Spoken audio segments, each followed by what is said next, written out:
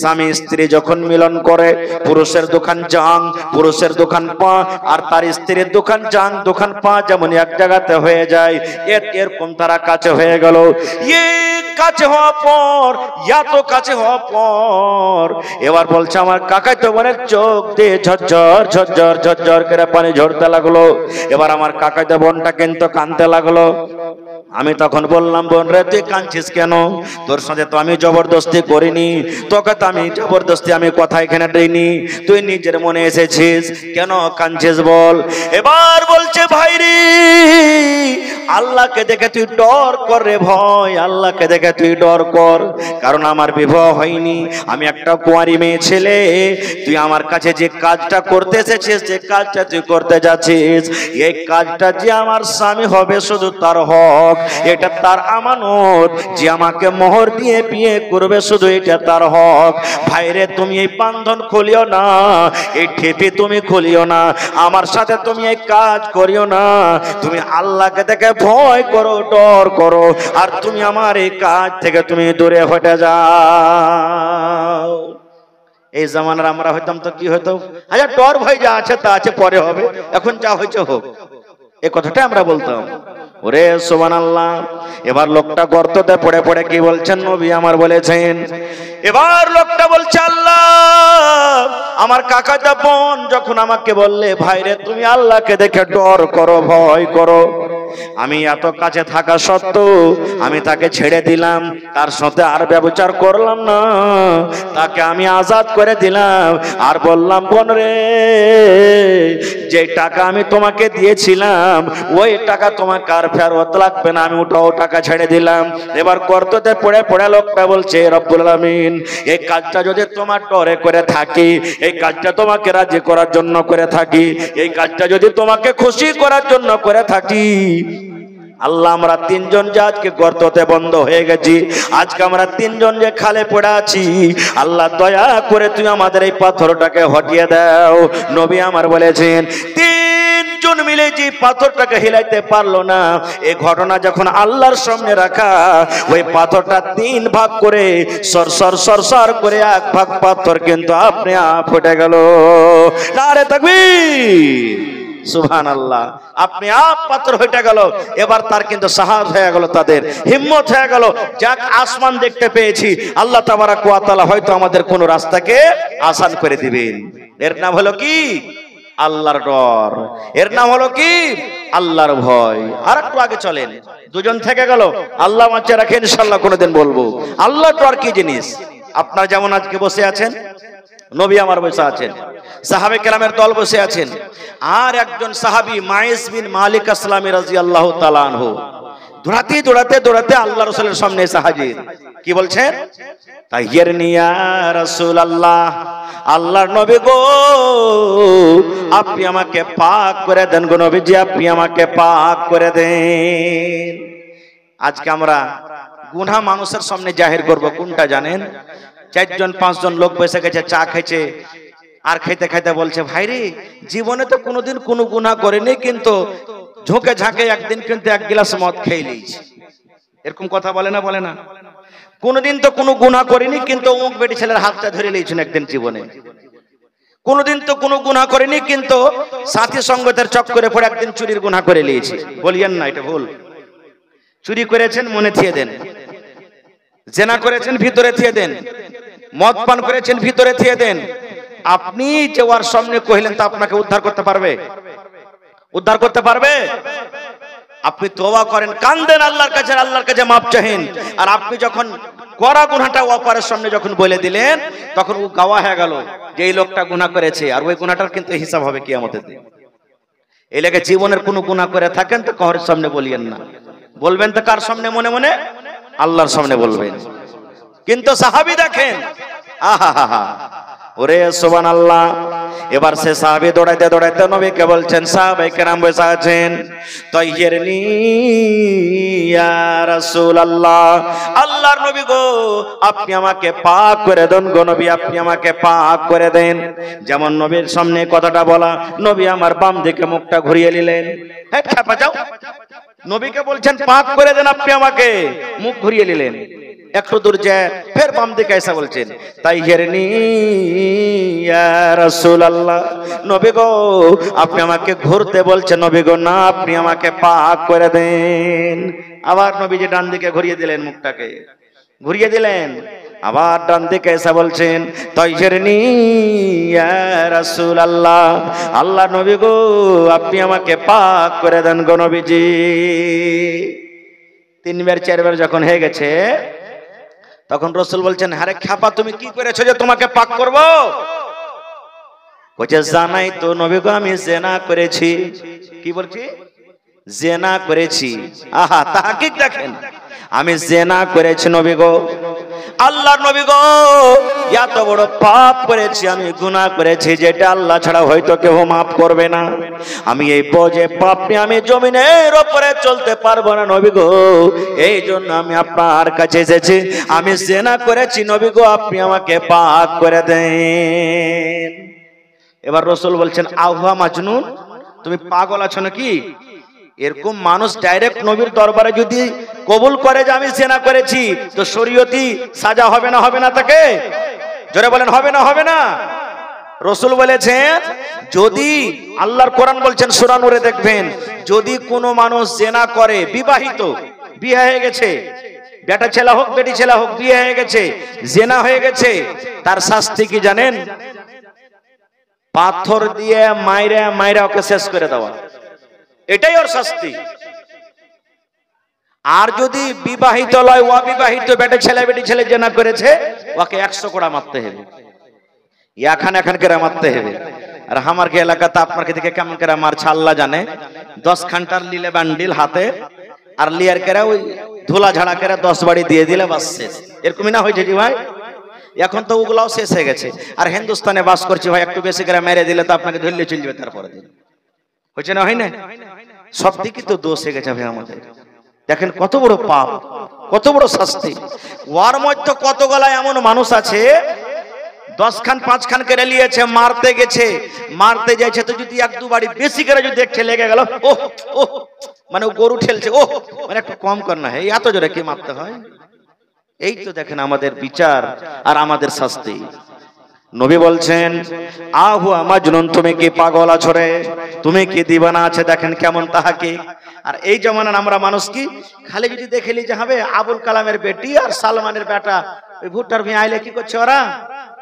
কিচ্ছু দেখেনি, হাল্লা উড়িয়ে দিলে। আরে ভাই আর জানিস সব দেখেনি চোখে চোখে, খালি গল্প করতে দেখেছে, হাল্লা উড়িয়ে দিলে সব দেখেনি।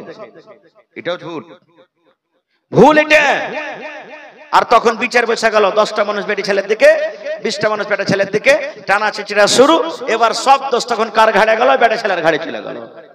ওর বিয়ে হবে কান করে, ওর 5 লাখ টাকা নিয়ে তখন ওকে দিয়ে দেন। এরকমই না হয়েছে জি ভাই? এতে রুকবে না, আরো বাড়বে।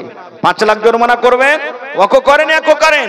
কারণ আল্লাহর কোরআন বলছেন যে জিনার কাজটা বেশি বেটি ছেলের তরফ থেকে হয় আগে। বেটি ছেলে যদি নিজের ফাটক না খোলে, দুনিয়ার কোন বেটা ছেলের মিজাল আছে যে যাবে? কেউ যেতে পারবে না, কারোর মিজাল নেই। খারজা হোক। তাহকিক দেখেন, রাসূল বলছে এই তুমি কি পাগল আছো? বলছে না নবী গো আমি পাগল নাই। আল্লাহ রাসূল বললেন একজন সাহাবীকে, এর মুখখানা সিংহা দেখো রে, এর মুখখানা সিংহা দেখো তো, এই নাশাটা সাথে করেনি। নাসার হালাতে মানুষ থাকলে পরে মেজাজটা ভালো থাকবে না? থাকবে? থাকবে ভাই? মেজাজ ভালো থাকবে? থাকবে না। নাসার হালাতে মানুষ কেমন করে গল্প করে, একটা ঘটনা শুনেন, হাদিসের কথা লয়। কেমন করে গল্প করে জানেন?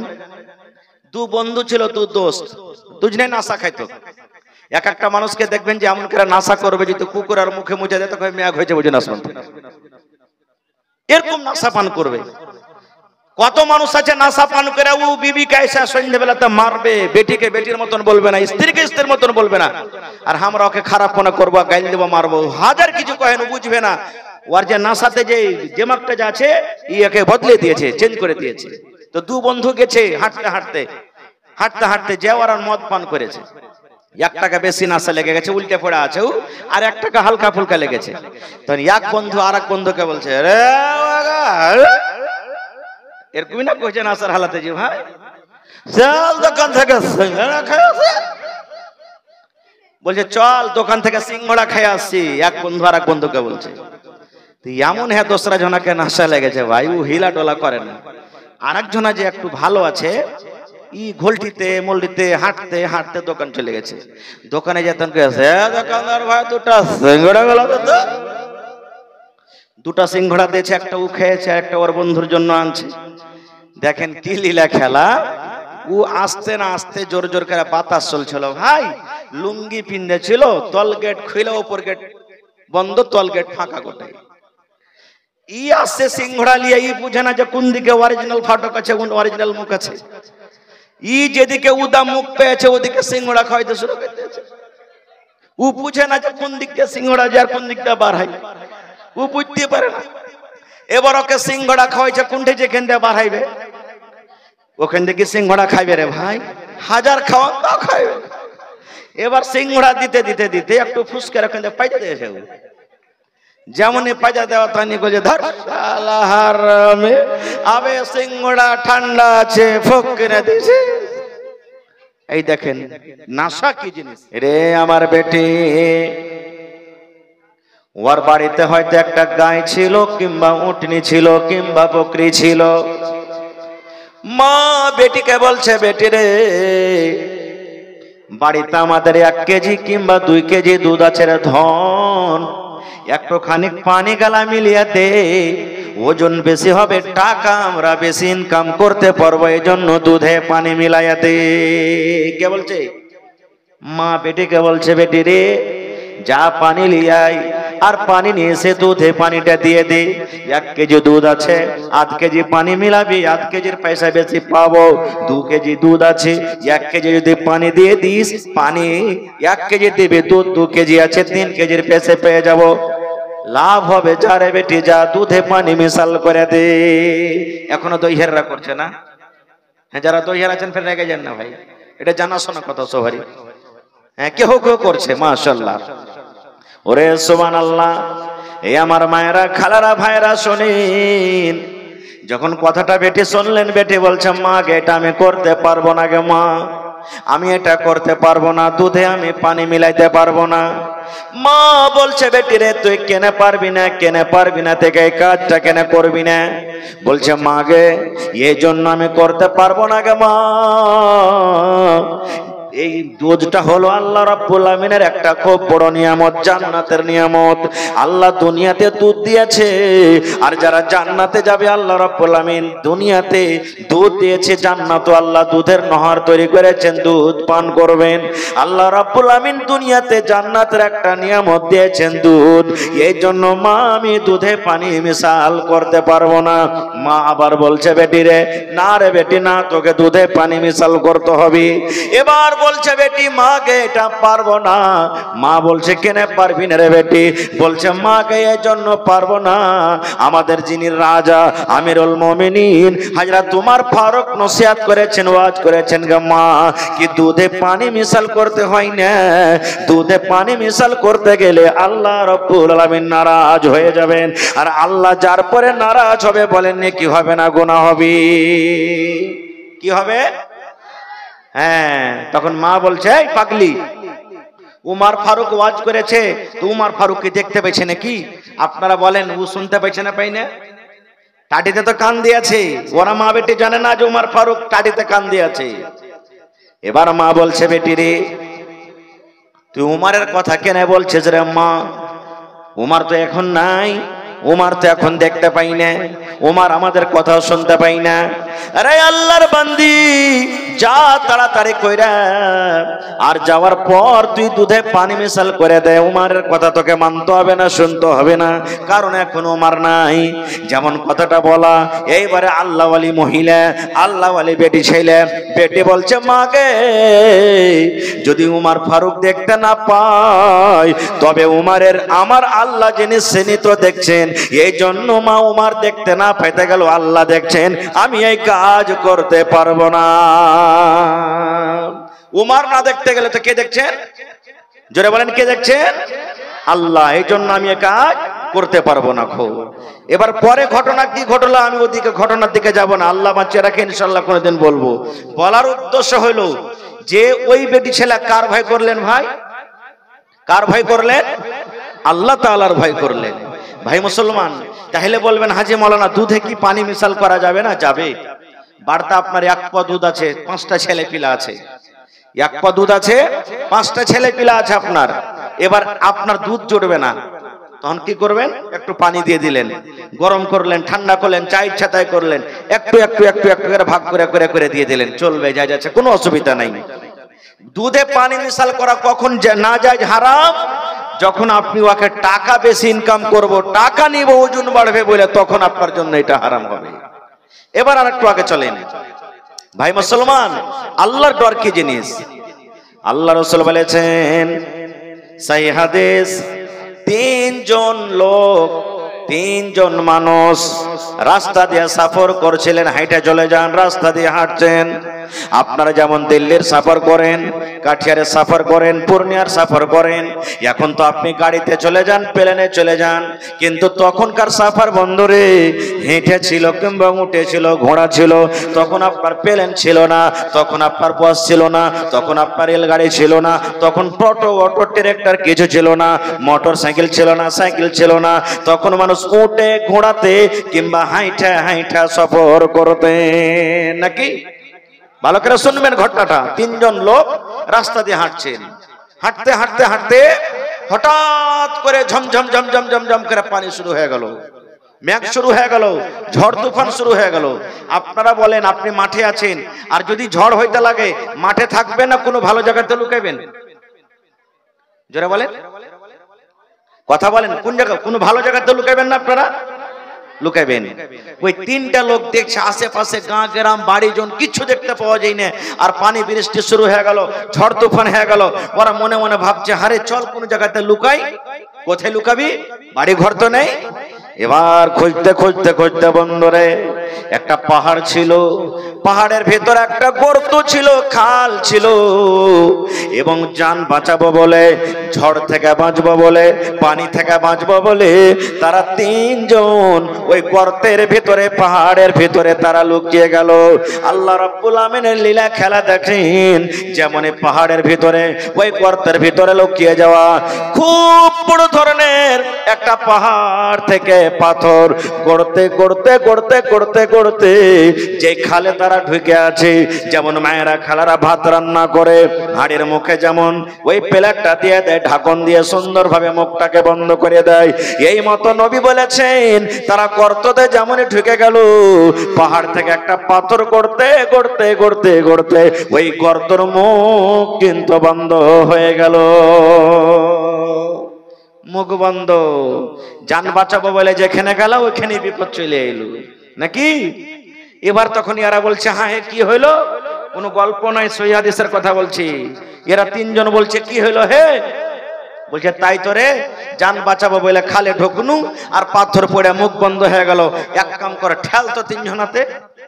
ওরে সুবহানাল্লাহ, নবী বলেছেন ওরা ঠেলে হঠাৎ দূরের কথা, ঠেলতে ঠেলতে ঠেলতে তাদের শরীরে পাসিনা চলে এলো, ঘাম চলে এলো, কিন্তু 1 ইঞ্চি বরাবর পাথর তারা হিলাইতে পারলো না। পাথর হঠাৎ দূরের কথা হিলাখান্ডা পর্যন্ত করতে পারলো না। এবারে তারা 3জন এবার আল্লাহর কাছে কাঞ্চার দোয়া করছে, আল্লাহ আজ যদি গর্ততে পড়ে পড়ে মরে যায়, মায়ের মুখ দেখতে পাবো না, আব্বার মুখ দেখতে পাবো না, বেটা বেটির মুখ দেখতে পাবো না, গ্রামের কোনো মুখ দেখতে পাবো না।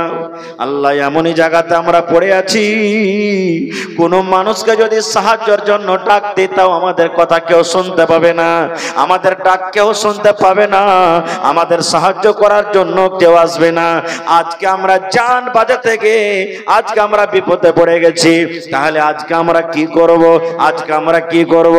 এক অপরকে 3জন বলা বলি করছে, ভাইরে এখন কি করতে হবে? এখন আমাদের কবর মনে হয় গর্তটা হয়ে যাবে, আজকে আমাদের এই কবর গর্ত হয়ে যাবে, এই কবরের ভিতরে আমরা মনে হয় এই গর্তের ভিতরে মনে আমরা থেকে যাব। লম্বা ঘটনা, ছোট করে আমি বলছি।